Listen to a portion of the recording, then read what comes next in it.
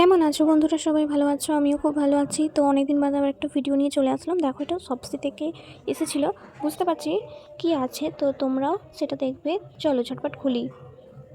ঝটপট খুলে ফেলার পর দেখো এখানে বেরিয়ে পড়ছে লিপ লাইনার। তো এখানে 10 পিস লিপ লাইনার আছে। তোমাদের সেটা আমি বার করে দেখাচ্ছি, দেখলে বুঝতে পারবে। তো তোমরা জানিও লিপ লাইনারগুলো কেমন হয়েছে। তোমাদের সাথে আমি সব কিছু শেয়ার করি, যা কেনাকাটি করি। তো দেখো এখানে আমি গুনে দিচ্ছি, দেখো 10টা আছে,